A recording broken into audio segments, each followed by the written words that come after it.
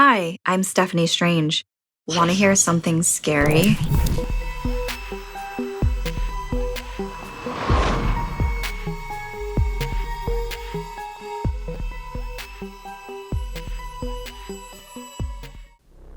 The thing started coming for us when I was young. Some of my earliest memories were of its widening grin and long arms hovering over my mom. It fed off her pain night after night. Over time, the towering thing started feeding off my pain too, its hot, foul breath barking at me as it pushed me aside if I tried to help my mother. The thing that haunted the halls of our home had to be defeated, hiding under blankets, hoping the shadow of the thing would just pass through and leave us alone. My mother and I made a promise to one another. We would end things once and for all. The next day, we packed our belongings while the thing slept under our bed. We tried not making a sound as we crept around, but the keys to the car were by its claws. My mother tiptoed closer and closer to the keys and reached out, but her hand nudged one of its disgusting talons. The thing opened one of its red, bloodshot eyes and woke up in a frenzy, angered and swiping at us. It growled, and we ran. We were almost in the clear when my mother fell on the steps of our home, and the thing dragged her by her feet back through the doorway. Adrenaline-filled terror filled me as her words echoed through my head. Keep going, find somewhere safe. There was no helping the sound of my feet smashing through leaves in the dark forest. Fear-filled, every falling step, and no matter how fast I ran, it always knew where I'd run to. You can't hide from me forever. The thing called after me. Catching my breath, the sound of my heart pounded against my chest, and I sat down beneath tall shrubbery. Any sound made me think the thing was near. The whipping of the leaves behind me grew louder and louder as the thing drew closer. Grabbing a branch on the ground next to me, I threw it as far as I could so it would lose track of me. It ripped through the air and landed with a strong thunk. The sound of the thing then whipped past me in the other direction. Swiftly, I climbed a tree. My nails dug into the rough bark, slicing my fingers open, ripping my sleeves as I climbed, holding back tears from the pain. The thing wanted my pain, and it could sense it, and I refused to give it the satisfaction. Gritting my teeth, I hoisted myself into a higher branch to hide. The thing always knew I'd go back to my mother. We've tried to run away before, but no matter where we went, it would always find us. No matter how dark it got, it could see us. Shuddering, I prayed that we would no longer fall prey to its hunger. This would be the last time. We wouldn't act alone like all the times before, and I waited for what felt like an eternity. You'll pay for this. You'll never escape me. Until I saw lights in the distance. No, get off of me. That's my family. You can't take me away. You can't take me away from my family.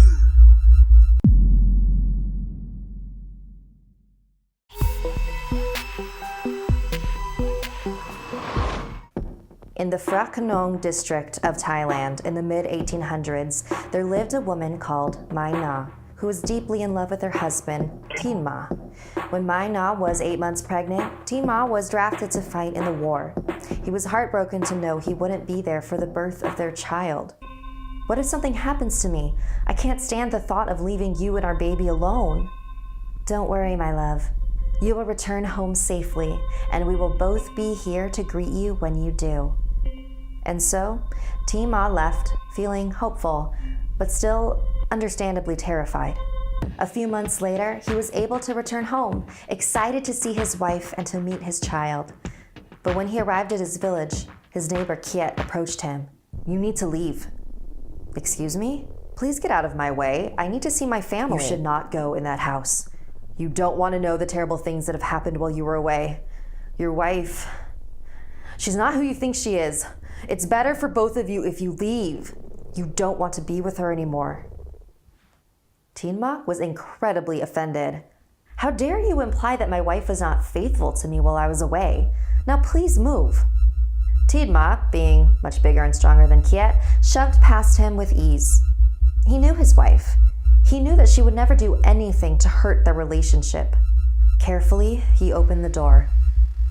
There was MAE NAK, cradling their healthy baby. They exchanged a deep hug and began to catch up.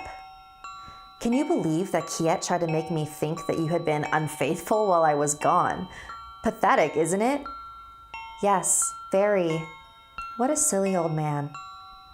For the next few weeks, everything was perfect.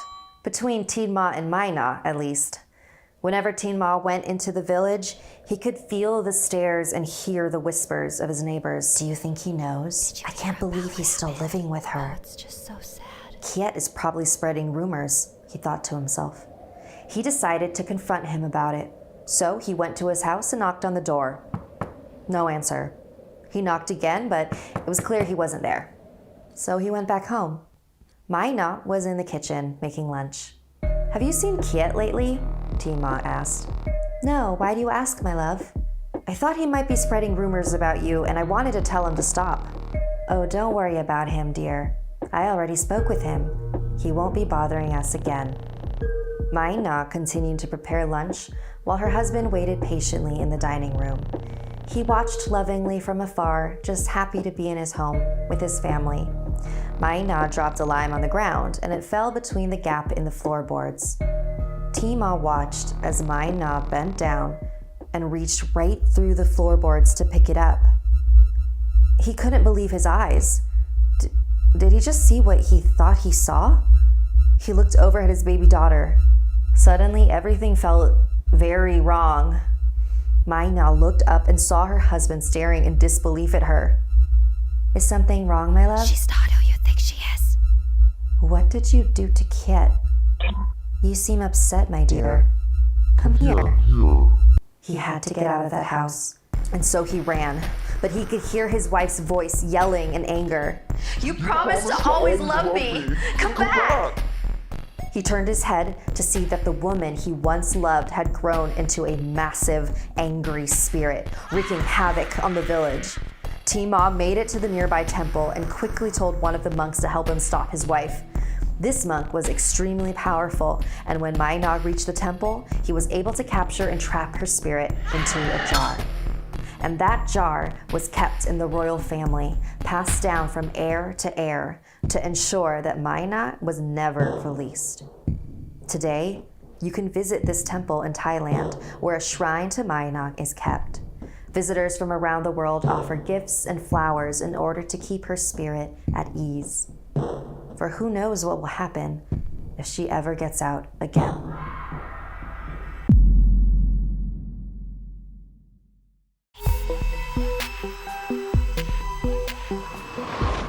I stood alone on the dimly lit and deserted train platform. What a boring dream, I thought. As if in response, I heard an announcement. An emotionless voice said, "The train will arrive shortly. If you get on board, you'll be greeted with a scary sight." Shortly thereafter, the train arrived. Instead of resembling an average commuter train, it bore a strong likeness to those nostalgic rides found at the amusement parks. There were a number of pale, sickly-looking men and women sitting in the car windows. What a weird dream, I thought again. Even so, I was curious to test myself, see how badly my own dream could scare me. After all, I could always just wake up and I was in total control, right? I climbed aboard and settled into the third carriage from the rear. The air enveloped me with its mild and damp embrace. The experience felt so authentic that I nearly questioned whether I was still trapped within a dream. I jolted forward as the train began to move. My heart started to race with anticipation. Shortly after, we departed. We entered a tunnel that was illuminated with a purple light. I remember thinking that I'd been there before. It looked just like those ghost rides I'd ridden at theme parks when I was a kid. The dream stemmed from those distant memories, deeply embedded within my consciousness. Nothing scary at all. The announcer spoke again. Next stop is Ikisukuri, Ikisukuri. Okay, that was odd. That's not a place, it's a Japanese dish. a piece of fish you eat while the thing is still alive. Suddenly, I hear an ear-piercing shriek from behind me. I turn around and I saw the man sitting in the very last seat, surrounded by little creatures with hunchbacks, dressed in rags, wearing monkey masks. Right before my eyes, they carved up the man's body, just like the fish dish. I could only watch in horror. No one tried to stop them. A horrendous stench engulfed me. The man kept screaming. I could barely look as one by one his organs were being pulled from his body and scattered everywhere. A pale woman sat one seat behind me, but in spite of the commotion, she quietly stared ahead and paid no attention. It was all so terrible and felt and smelled so real. Why wasn't I waking up? Why couldn't I wake myself up? Instead, the announcer spoke again. He said, Next stop. Gouging out, next. This time, 2 monkey mask-wearing creatures appeared with spoons. They began scooping out the eyes of the woman behind me. Until that moment, she had sat expressionless. But the pain was so great, her face morphed into a look of pure agony. She let out a screech that nearly ruptured my eardrums. Her eyeballs popped out of their sockets, and the smell of coppery blood was unbearable. Wake up! I couldn't take it anymore. If they're going in seat order, I'd be at the next stop. The announcer again, over unseen speakers. I held my breath. Next stop. Minced meat, next. I could easily imagine what would become of me. I gathered my nerves and concentrated on waking up. Come on, wake up, wake up! A monkey-masked monster inched towards me, close enough for me to hear the mechanical whir. Sound of the tool the creature would use to destroy me. I prayed for the Lord to let me wake up, and just as I felt the wind from the machine on my face, I knew I was going to die. I bolted upright, finally awake and out of that nightmare. My whole body was drenched in sweat, tears streaming from my eyes. I ran to the kitchen and drank several glasses of water, eventually calming down. The dream had been horrifyingly real. The next day at school, I told my friends all about it, but they just laughed it off. It was only a dream, they said. Dreams can't hurt you. 4 years passed. I was in college and had completely forgotten about the nightmare. It was very late and I was studying for finals when I leaned back in on my chair, my head nodding. Next stop. Gouging out. The memories came flooding back. I was on the exact same train with the exact same passengers and creatures in monkey masks. I told myself to just wake up. It was clearly just a stress dream. Wake up, wake up, wake up! Suddenly, silence. I had escaped again. Then, just as I was about to open my eyes, I heard the announcer. Running away again? Well played. Just know the next time you come here will be your last. My head snapped up and I was back in my room and completely out of the nightmare. However, the sense of terror remained. The announcement I heard was not in my dreams. I heard that here, in reality. The final message from the announcer had reached me as I woke up. Since then, I haven't had the dream, but I've reassigned myself to the fact that the next time I do, I'll die of a heart attack or something in my sleep. In this world, it might seem like something medical, but in that world, I know my fate will be much worse. I'll be grounded into minced meat. Thanks so much for listening. Like and share if this video gave you the chills. And don't forget to subscribe and turn on the bell for notifications. See you next time.